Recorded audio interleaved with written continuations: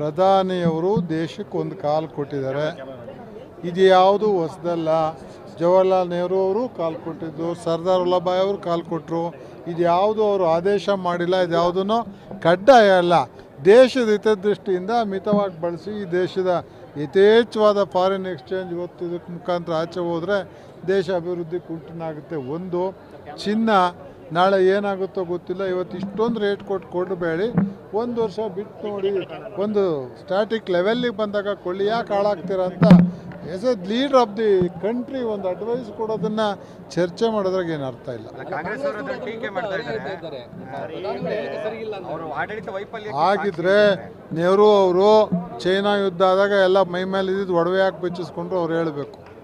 ನೆಹರು ಅವರು ಎಷ್ಟು ಸಲ ಹೇಳೋರೆ ಮಿತವಾಗಿ ಬಳಸಿ ಫ್ಯೂಯಲ್ನ.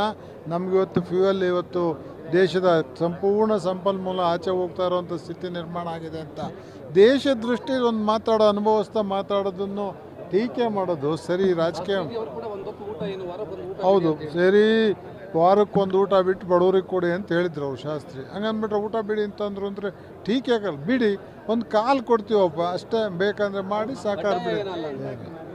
ನರೇಂದ್ರ ಮೋದಿಯವರು ಯಾರಿಗೂ ಕಡ್ಡಾಯ ಮಾಡಿಲ್ಲ, ಡೀಸೆಲ್ ಬಳಸಿ ಅಂತ ರೇಷನಿಂಗ್ ಮಾಡಿಲ್ಲ.